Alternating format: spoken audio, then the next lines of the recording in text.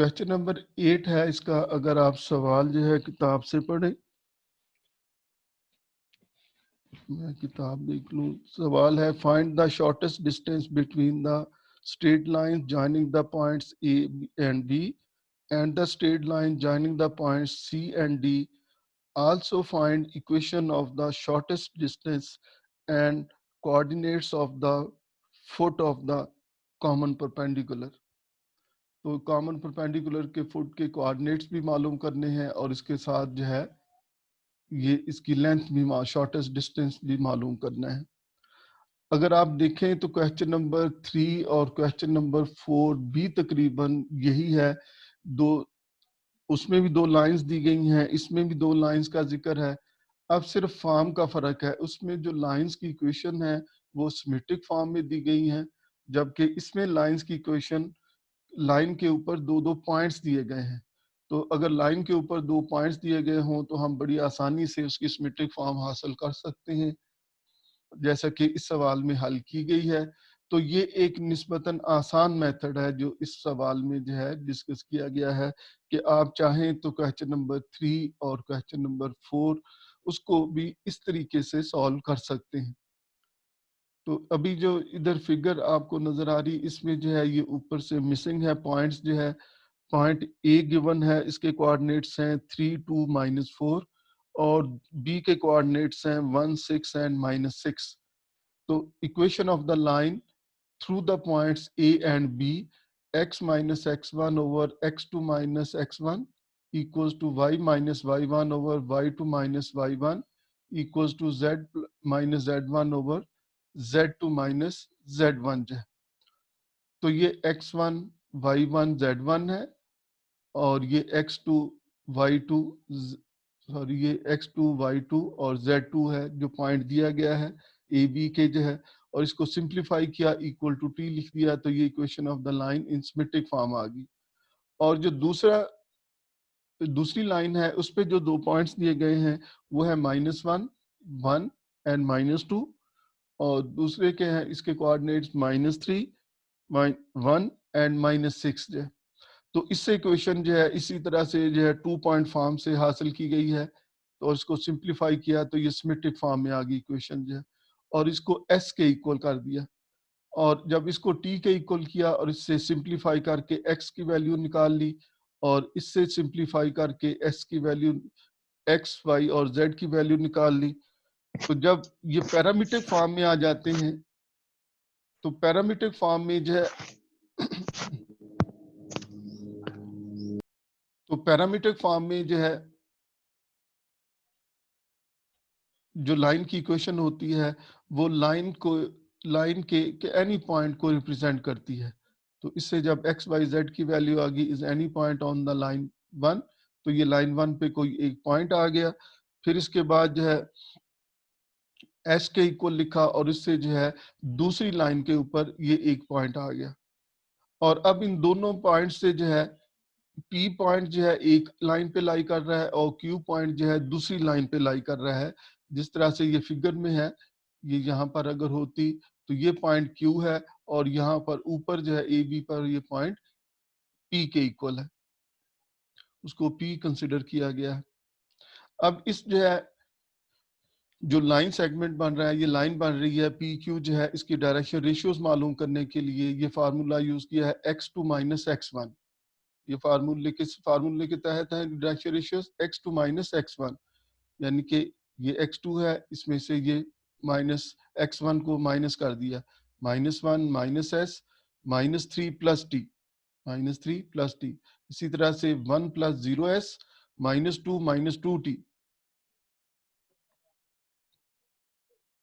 और इसी तरह से जो है इससे भी जो है x2 माइनस x1 से मालूम कर लिया, ये x2 है और ये x1 से जो है ये थर्ड जो है इसकी डायरेक्शन रेशियो मालूम कर ली गई और इसको सिंप्लीफाई किया तो ये इस फॉर्म में आ गई। Since PQ is the perpendicular to both the lines 1 and 2, चूंकि PQ जो है ये दोनों लाइंस पे परपेंडिकुलर है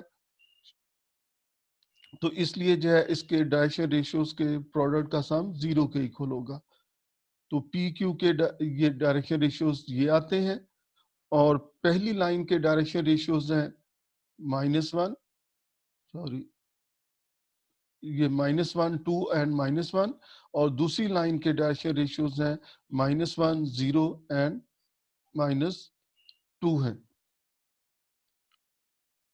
ये 2 से जो है डिवाइड किया गया है तो ये -1 आ गया, ये 0 ही रहा, और ये -2 आएगा यहाँ पर जो। तो उनको जब इसमें रिप्लेस किया है,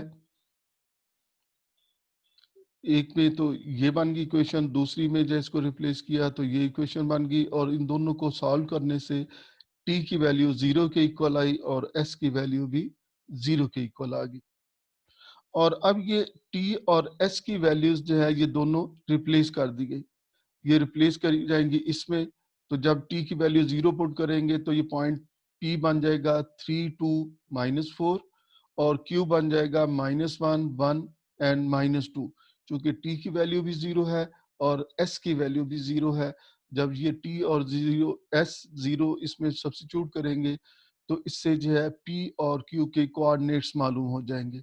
जब p और q के कोऑर्डिनेट्स मालूम हो गए, अब इन दोनों पे डिस्टेंस फार्मूला यूज करके शॉर्टेस्ट डिस्टेंस की लेंथ मालूम की जा सकती है।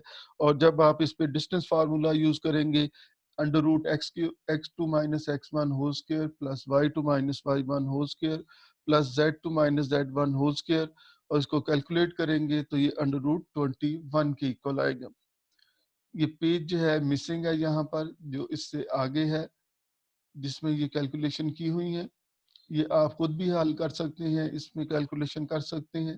डिस्टेंस फार्मूला यूज करना है सिंपल, पहले p और q मालूम कर लेना है by putting t equals to 0 and s equals to 0, और फिर डिस्टेंस फार्मूला यूज करते हुए square root x2 minus x1 plus y2 minus y1 plus z2 minus z1 whole square को यूज करते हुए इसमें आप मालूम कर सकते हैं। फिर इसके बाद अगर इक्वेशन मालूम करनी हो तो 2 पॉइंट फॉर्म से जो है इक्वेशन भी इसकी जो है पी क्यू की इक्वेशन मालूम करनी हो तो वो मालूम की जा सकती है। यानी कि x minus x1 over x2 minus x1, ये x1 है, और ये -1 जो है x2 है।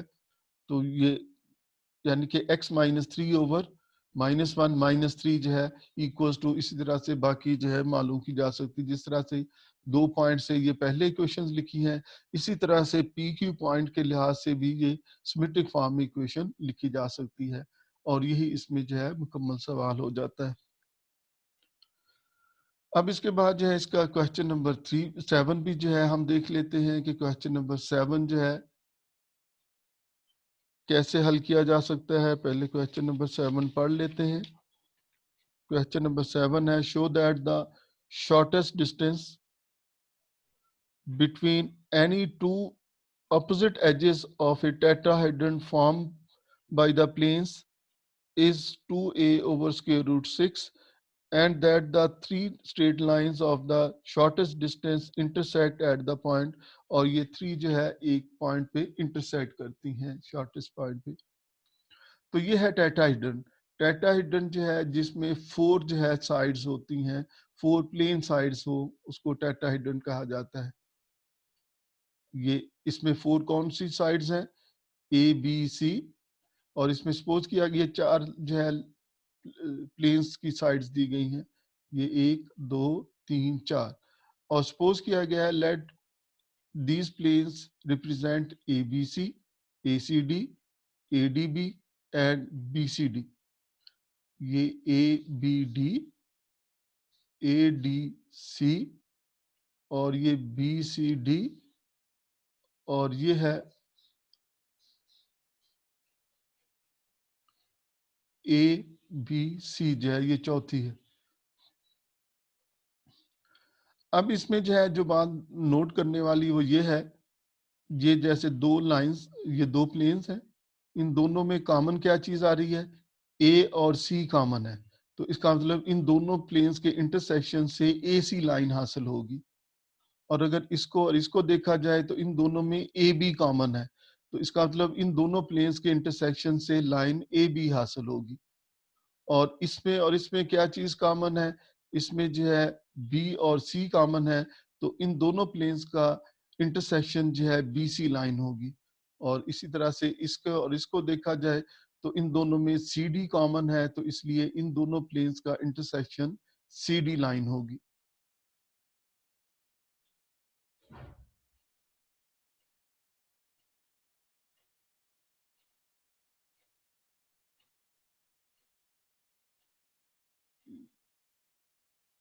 ये चैट 2 का कोई ऑप्शन पता नहीं क्यों आ रहा है।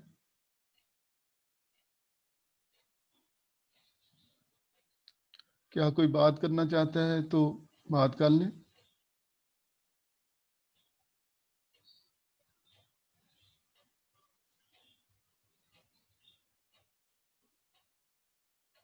नहीं सर, किसी से गलती से हो गया होगा। अच्छा अच्छा, ये अब इसमें जो है ये मालूम करना है कि एक ऑपोजिट एजेस जो हैं इनका शॉर्टेज डिस्टेंस मालूम करना है, क्या होगा। तो ये जैसे मैंने सपोज कर लिया है कि ये चारों जो लाइंस दी गई हैं, सॉरी प्लेन्स की जो इक्वेशन दी गई हैं वो इन प्लेन्स की इक्वेशंस हैं, इनके ये नाम है। अब equation of the line AC, और AC जो है किन का इंटरसेक्शन है, ये इन दोनों का इंटरसेक्शन है, ABC और ACD। तो तरतीब में मैंने पहली दो इक्वेशन को जो है इन प्लेन्स को नाम दिए हैं, तो इसलिए पहली इक्वेशन ये लिख ली, दूसरी ये इक्वेशन लिख ली, और इसको जो है मुकम्मल 0x + y + z = 0 की फॉर्म में लिखा, और इसको सॉल्व किया है जिस तरह से हम पहले से सॉल्व करते आ रहे हैं, तो ये इक्वेशन बन गई, और ये एक सिमेट्रिक फॉर्म हासिल होगी हमें इस लाइन की जो। और ये कौन सी लाइन है, ये AC लाइन हमें हासिल होगी, ये वाली AC लाइन जो इन दोनों प्लेन्स का इंटरसेक्शन है। अगर इसको सिमेट्रिक फॉर्म में देखें तो ये x - 0/1 = y - 0/1 = z - 0/-1 आ गई। यानी कि ये लाइन जो है AC लाइन जो है ये पॉइंट 0 0 0 में से पास कर रही है, और इसके डायरेक्शन रेशियोज 1 1 और -1 है। अब इसी तरह से जो है this is the symmetric form of the line AC. A point on line AC is 0 0 0, जो मैं अभी आपको बता चुका हूं कि इसको x - 0, y - 0, z - 0 लिखे, तो ये लाइन जो है 0 0 0 पॉइंट में से पास कर रही है। The edge opposite to AC is BD। ये फिगर में देखें कि ये जो AC साइड है इसके अपोजिट ये एज बनता है सिर्फ, और इसके दरमियान शॉर्टेस्ट डिस्टेंस हमने अब मालूम करना है कि क्या होगा।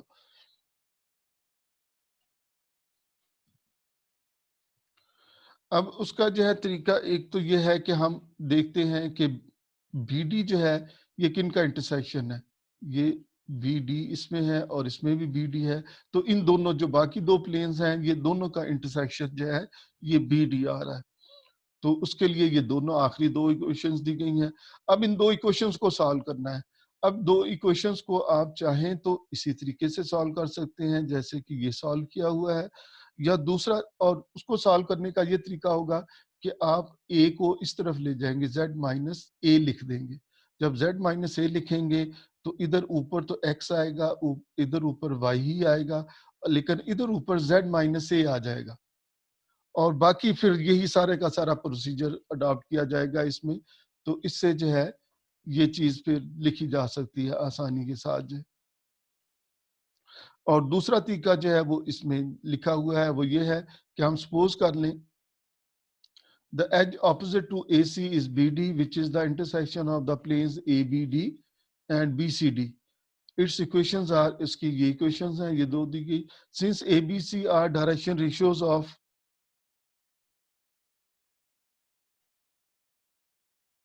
This line, since A lies on both planes, चूंकि ये दोनों प्लेन्स पे जो है लाई करता है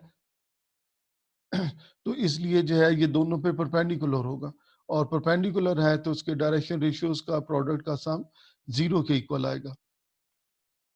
यानी कि 1, इसके डायरेक्शन रेशियो क्या है 1 1 0, और जब इसको ABC के साथ मल्टीप्लाई किया तो इसके डायरेक्शन रेशियोज क्या बन गए 1 1 0, और ये दूसरी के जो है डायरेक्शन रेशियोज क्या है 1 1 1 है, और उसको जब इसके साथ लिखा है तो 1 1 1 के साथ प्रोडक्ट बना के 0 किया और इसको सॉल्व कर दिया तो ABC की वैल्यूज आ गई 1 - 1 और 0 के इक्वल। अब फिर जो है इस लाइन के ऊपर एक पॉइंट हासिल करने के लिए x इक्वल्स टू 0 पुट किया इन दोनों लाइंस की इक्वेशन में। ये जो लाइन की इक्वेशन दी गई है, ये दोनों प्लेन्स की सॉरी जो इक्वेशंस दी गई हैं जिससे लाइन बन रही है, तो इसमें x इक्वल्स टू 0 पुट किया तो y 0 आ गया, और इसमें जो है पुट कर दिया तो z इक्वल्स टू a आ गया। तो इससे एक पॉइंट हासिल हो गया 0 0 a पॉइंट जो है ये लाइन BD पे लाई करता है। तो BD लाइन के ऊपर एक पॉइंट भी मिल गया और इसकी डायरेक्शन रेशियोज भी मिल गई, और अब सिमेट्रिक फॉर्म से जो है इसकी इक्वेशन लिख ली, तो ये इस जो है BD लाइन की इक्वेशन आ गई। If L M N are the direction ratios of the common perpendicular shortest distance between common perpendicular mean shortest distance जो है between line 1 and 2, then ये डायरेक्शन को साइंस लिखा हुआ है, डायरेक्शन रेशियोज लिख लें तो ज्यादा बेहतर है इसका ऑप्शन। डायरेक्शन रेशियोज जो है ABC ही A1 B1 C1 लिख लिया जाए तो ज्यादा बेहतर ऑप्शन बन जाएगा इसके साथ जो है। तो इसका प्रोडक्ट जो है इनकी रेशियोज के साथ बना के जो है लिखा, जैसे कि मैं पहले जो आपको बता चुका हूँ कि इनके डायरेक्शन रेशियो जो है, चूंकि ये दोनों परपेंडिकुलर जो लाइंस हैं उन पे जो है परपेंडिकुलर है, तो उनके जो है डायरेक्शन रेशियोज के साथ इसको, ये एक तो ये है 1 -1 0 1 -1 और 0, और दूसरी के डायरेक्शन रेशियो जो पहले मैंने लिखी थी उसके डायरेक्शन रेशियोज हैं 1 1 एंड -1। तो इसमें ख्याल रखना है कि कौन सी लाइन किस पे परपेंडिकुलर है, सिर्फ उनके डायरेक्शन रेशियोज का प्रोडक्ट का सम 0 के इक्वल आपने लिखना है। तो ये दो इक्वेशन बन गई, दोनों को सॉल्व किया तो इनकी जो है डायरेक्शन रेशियोज की वैल्यू 1 1 2 आ गई। अब डायरेक्शन रेशियो से जब डायरेक्शन को साइंस मालूम करने हो तो इसकी मैग्नीट्यूड को जो है इनकी मैग्नीट्यूड को इससे डिवाइड कर दिया जाए तो ये डायरेक्शन को साइंस बन जाते हैं। और कैसे जो है इसको डिवाइड किया है, तो 1 square plus 1 square plus 2 square, तो ये स्क्वायर रूट 6 बन जाता है, इसलिए जो है स्क्वायर रूट 6 के साथ दोनों को डिवाइड किया तो ये इसके डायरेक्शन को साइंस बन गए। और डायरेक्शन को साइंस आपको पता है कि ये फार्मूला हम पहले यूज कर चुके हैं, L into x two minus x one plus M into y two minus y one plus N into z two minus z one वाला फार्मूला यूज कर चुके हैं। ये शॉर्टेस्ट डिस्टेंस मालूम करने के लिए बिटवीन टू लाइंस जो है, तो इसके लिए डायरेक्शन को साइंस की जरूरत थी, तो इसको मैंने डायरेक्शन रेशियोज को परपेंडिकुलर के डायरेक्शन को साइंस की जरूरत थी, तो परपेंडिकुलर के डायरेक्शन रेशियोज को डायरेक्शन को साइंस में कन्वर्ट कर लिया। अब x2 y2 x x1 y1 z1 और x2 y2 z2, ये जो है लाइंस के ऊपर दो पॉइंट्स हैं। पहली लाइन पे पॉइंट था 0 0 0 और दूसरी लाइन पे पॉइंट था 0 0 a। तो इसको जब इस फार्मूले में यूज कर लिया तो इससे जो है ये रिक्वायर्ड डिस्टेंस हमें हासिल हो गया। एक और बात, अगर आप चाहें तो इसके लिए भी जो है आप क्वेश्चन नंबर 8 का मेथड अगर आपको ज्यादा आसान लगता है, आप उस मेथड से भी शॉर्टेस्ट डिस्टेंस मालूम कर सकते हैं। यानी कि जब दो लाइंस की इक्वेशन आपको हासिल हो जाए, जब दो लाइंस की इक्वेशन आपको हासिल हो जाए तो आप फिर उनको जो है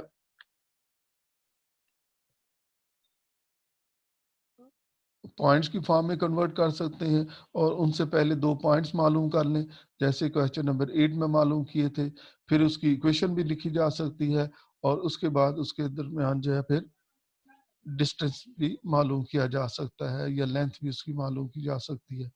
तो similarly the distance between the opposite edges A B C D and B C and C D is, तो वो ये है, इसके जो है डायरेक्शन साइन ये आ गए। तो उसके बाद जो है ये इस तरफ आएगा, ये क्वेश्चन नंबर ये 7 का कंटिन्यूस है, और इनकी जो है इक्वेशंस लिखनी है। तो ये प्लेन्स की इक्वेशन बन गई, प्लेन्स की फॉर्म में है इक्वेशंस, और इसको इस तरह से लिखा तो ये दो प्लेन्स की इक्वेशन आई। We see that the point minus A minus A जो है सेटिस्फाई इक्वेशन 3, ये इक्वेशन 3 को जो है सेटिस्फाई करता है। So this point lies on this line of shortest distance between AC and BD. Similarly, minus A also lies on an other distance, shortest distance. Hence, it lies on the intersection of all three lines of shortest distance. तो इस तरह से इसको जो है prove किया जा सकता है। अगर इसमें किसी ने कोई सवाल पूछना है तो पूछ ले, माइक जो है अपना ऑन करके। अब हम शुरू करते हैं नेक्स्ट आर्टिकल, नेक्स्ट एक्सरसाइज जो है इसमें है कोऑर्डिनेट सिस्टम जो है। जिस तरह से इस चैप्टर की एक्सरसाइज 1 में जो है हमने पढ़ा है रेक्टेंगुलर कोऑर्डिनेट सिस्टम। ये जो कोऑर्डिनेट सिस्टम होते हैं ये किसी पॉइंट की पोजीशन को लोकेट करने के लिए होते हैं, उसको ऑब्जर्व करने के लिए कि कोई पॉइंट कहाँ पर लाई कर रहा है, उसको अगर हमने स्पेसिफाई करना हो तो कोऑर्डिनेट सिस्टम से करते हैं। तो एक्स वाइज अगर हो तो ये प्लेन में जो है रेक्टेंगुलर कोऑर्डिनेट सिस्टम हो में आते हैं ये कोऑर्डिनेट्स, और अगर एक्स वाई जेड हो जाए तो फिर ये स्पेस में जो है रेक्टेंगुलर कोऑर्डिनेट सिस्टम को रिप्रेजेंट करते हैं। और अब एक और सिस्टम आता है उसको कहते हैं cylindrical coordinate system and spherical coordinate system. जिस तरह से जो है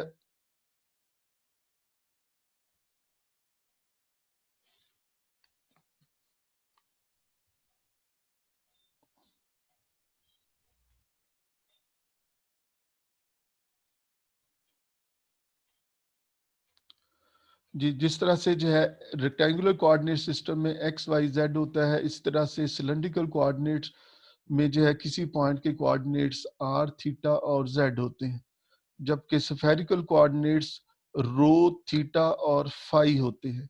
ये रो जो है इसको पढ़ते हैं, ये रो होगा यहाँ पर आर, थीटा और जेड, जबकि स्फेरिकल कोऑर्डिनेट जो है रो, थीटा और फाई जो है। A point in the rectangular coordinate system P x y z, a point in the cylindrical coordinate system P r theta z जो है।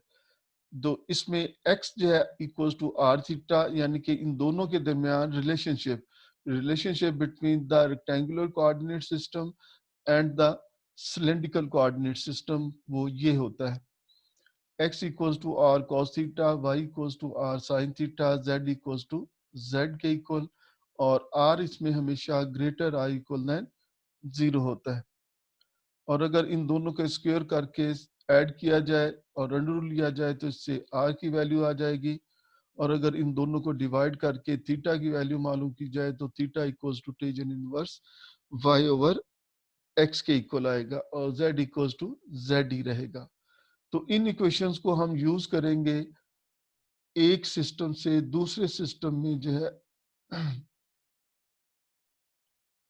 एक सिस्टम से जो है दूसरे सिस्टम में कोऑर्डिनेट्स जो है शिफ्ट करने के लिए जो है।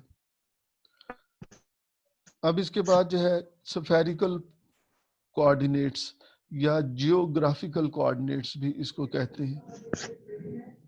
ये पी, रो, थीटा और फाई है।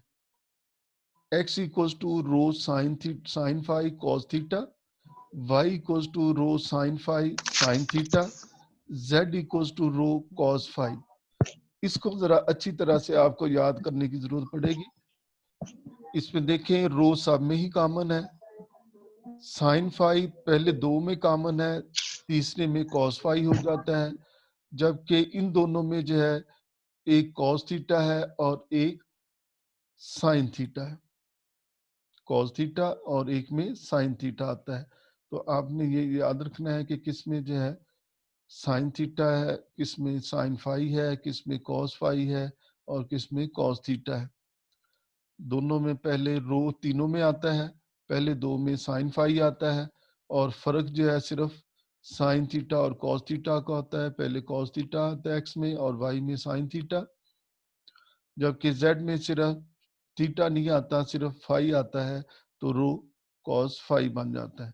और इससे अगर रो की वैल्यू हासिल करें तो square root x square plus y square plus z square आता है, और रो की वैल्यू हमेशा ग्रेटर आर इक्वल देन 0 होगी। और थीटा जो है इनको डिवाइड करके आएगा, theta equals to tangent inverse y over x, और इसमें थीटा की वैल्यू हमेशा 0 से लेकर 2 पाई तक, यानी 0 डिग्री से लेकर 360 डिग्री तक ही कंसिडर की जाएगी। जबकि इससे जो है अगर फाई की वैल्यू हासिल करें तो ये कॉस इनवर्स जेड ओवर रो आ जाती है, लेकिन फाई की वैल्यू जो है याद रखना है कि ये 0 से लेकर पाई तक होता है। और फाई जो है ये ओ पी वेक्टर जो एंगल बनाता है जेड पॉजिटिव जेड एक्सिस के साथ, उसको जो है फाई कहा जाता है। इसलिए उसकी वैल्यू, चूंकि ये सिर्फ पॉजिटिव जेड एक्सिस के साथ होता है, इसलिए जो है सिर्फ इसको जो है 0 से पाई तक की कंसिडर किया जाता है। रो जो है ये ओपी वेक्टर की मैग्नीट्यूड होती है। ओ पी जो है एनी पॉइंट है, वो ओरिजिन से किसी भी पॉइंट का जो डिस्टेंस है उसको रो से जो है रिप्रेजेंट किया जाएगा, और इसको रेडियल डिस्टेंस ऑफ पी कहते हैं, यानी कि डिस्टेंस फ्रॉम द ओरिजिन जो होगा वो रेडियल डिस्टेंस कहलाएगा। थीटा को जो है एजीम्यूथ ऑफ पी कहा जाएगा, पी पॉइंट का जो है एजीम्यूथ कहेंगे, और फाई जो है इसको कोलैटिट्यूड ऑफ पॉइंट पी कहा जाएगा। इन इक्वेशंस को फिर दोबारा से जो है आप ज़हन नशीन कीजिएगा, और इनको ही हमने यूज करना है एक्सरसाइज के सवालों में।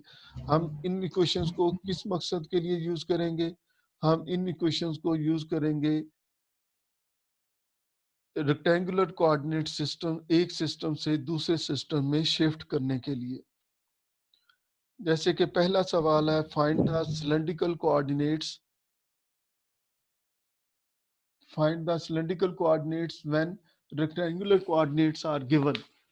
रेक्टेंगुलर कोऑर्डिनेट्स यानी कि एक्स वाई जेड की वैल्यू दी गई है, और हमने इससे आर थीटा और फाई की वैल्यू मालूम करनी है। X equals to 2√3, y equals to 2 and z equals to -2। और हम पहले पढ़ चुके हैं कि सिलेंड्रिकल कोऑर्डिनेट्स में आर इक्वल होता है √x² प्लस y²। तो x और y की वैल्यू इसमें रिप्लेस कर दी तो r की वैल्यू 4 आ गई। और फिर थीटा कैलकुलेट किया, टेंजेंट इनवर्स y/x। तो ये y की वैल्यू है और ये x की वैल्यू है, इसको डिवाइड किया, और टेंजेंट इनवर्स 1/√3 और 1/√3 π/6 के इक्वल होती है टेंजेंट इनवर्स की वैल्यू जो है। तो इससे थीटा की वैल्यू भी मालूम होगी, और z इक्वल्स टू जेड ही होता है, और इसमें z की वैल्यू -2 है, तो इसलिए z इक्वल्स टू -2 आ गया। तो इस तरह से जो है जो रेक्टेंगुलर कोऑर्डिनेट्स में जो है पॉइंट के कोऑर्डिनेट्स दिए गए थे, अब हमने इसको सिलेंड्रिकल को फॉर्म में तब्दील कर लिया, r थीटा और फाई की फॉर्म में। r की वैल्यू 4, थीटा की वैल्यू π/6, और z की वैल्यू जो है -2 के इक्वल है। जी, अभी किसी ने सवाल पूछना है तो माइक ऑन करके पूछ लें, क्योंकि ये पहला सवाल था, और फिर आगे इसी तरह के सवाल होंगे। अभी क्लियर कर लें, कोई भी कंफ्यूजन है? सर जेड की वैल्यू किस तरह आई है? z इक्वल्स टू जेड ही होता है ये अच्छा सिलेंड्रिकल ठीक कोऑर्डिनेट्स में ना, तो z ठीक है -2 है सर। तो -2 ही रहा। इधर से दोबारा से देख लें कि इसमें जो है r जो है √x² plus y², theta equals to tangent inverse y/x, and z equals to z ही होगा। ये सिलेंड्रिकल कोऑर्डिनेट्स के लिए होता है इस तरह से, और दूसरे के लिए जो है वो ये तरीकाकार यूज किया जाएगा स्फेरिकल के लिए। चलिए अब जो है, जैसा कि हम रेक्टेंगुलर कोऑर्डिनेट्स में कहते हैं कि परपेंडिकुलर है एक्सिस, तो ये सिलेंड्रिकल कोऑर्डिनेट्स और दूसरे जो हमारे पास सिस्टम है कोऑर्डिनेट्स का, इसमें ज़ौक क्या है अलग, इसमें हम इमेजिनेशन करते हैं इस वाले से। ये मेरा ख्याल आवाज मिक्स हो रही थी किसी की जो है, ये ज़ौक मैं ये आप कह रहा हूँ कि इसकी फिजिकल हम किस तरह से इंटरप्रिटेशन करते हैं। जैसा कि हम रेक्टेंगल कोऑर्डिनेट्स को हम कहते हैं कि ये परपेंडिकुलर है एक्सिस, तो इनकी किस तरह से फिजिकल इंटरप्रिटेशन की जाती है? नहीं, ये इस तरह से नहीं होती, ये परपेंडिकुलर नहीं होते एक दूसरे के ना। ये असल में जो अगर यहीं लिखने की जो कोई सहूलत हासिल होती ना, तो फिर मैं आपको दोबारा से इसको बना के, या फिर मैं किसी और लेक्चर में जो है आपको इसके मतलब बताऊंगा कि ये कैसे होते हैं इस तरह से। और वो अगर आप इसको फिजिकली समझना चाहें तो डायग्राम के जरिए अगर आप हाँ जी, वो डायग्राम के जरिए जरा। अच्छा, डायग्राम भी 3 स्पेस वाली बड़ी मुश्किल हो जाती है समझानी जो। आप सामने हो तो समझाना जरा आसान होता है। मैं आपको अपने जो है कुछ चीजों के इशारों से जो है, हाथों से जो है आपको बता सकता हूँ कि ये ऐसे होगा। चलिए मैं अभी थोड़ा सा आपको एक तरीके से बताने की कोशिश करता हूँ सिलेंड्रिकल के हवाले से जो। अब जैसे एक कमरा है, एक कमरा है, हम इसमें जो है एक एक्स एक्सिस कह लेते हैं, एक वाई एक्सिस कह लेते हैं और एक जेड एक्सिस कह लेते हैं। इसी को रिलेट किया गया है इसके साथ जो है। तो इसमें जो है एक्स एक्सिस के साथ क्या होता है, चलिए फिर जो है, चूंकि अभी फिगर नहीं है, फिगर सामने होती तो फिर ज्यादा आसानी रहनी सर थी। ठीक है, बाद में आप कर जी लें, मैं अभी किसी कंप्यूटर और की तरफ लेक्चर में जो है आपको इसके बारे में जो है बता दूंगा। ठीक है सर। क्वेश्चन नंबर 2 इसका है, change from cylindrical two rectangular. पहले हमने रेक्टेंगुलर से सिलेंड्रिकल में तब्दील किया, अब सिलेंड्रिकल से रेक्टेंगुलर में तब्दील करना है, यानी कि आर थीटा जेड की वैल्यू दी गई है, एक्स वाई जेड की वैल्यू मालूम करनी है। तो सिलेंड्रिकल कोऑर्डिनेट्स के हवाले से हमें मालूम है कि x equals to r cos theta होता है, y equals to r sine theta और जेड इक्वल्स टू जेड ही होता है। तो जेड की वैल्यू 3 है तो ये भी 3 के ही इक्वल रही, और इसमें आर की वैल्यू 5 और थीटा की वैल्यू पाई/6 रिप्लेस कर दी, तो ये एक्स की वैल्यू हासिल हो गई। और इसमें आर की वैल्यू 5 और थीटा की वैल्यू पाई/6 इसमें रिप्लेस कर दी, तो वाई की वैल्यू आ गई। तो इससे जो है ये इसमें जो है रेक्टेंगुलर कोऑर्डिनेट्स में तब्दील हो गए, सॉरी हाँ जी, रेक्टेंगुलर कोऑर्डिनेट्स में जो सिलेंड्रिकल कोऑर्डिनेट्स थे वो रेक्टेंगुलर कोऑर्डिनेट्स में तब्दील हो गए। और इसके बाद है स्फेरिकल कोऑर्डिनेट्स। ये फिर जो है हम कल जो है शुरू करेंगे, क्योंकि अभी जो है इसमें टाइम जो है शॉर्ट, तकरीबन 1 मिनट का जो है टाइम रह गया है। तो अगर कोई सवाल जो है इसमें पूछना चाहे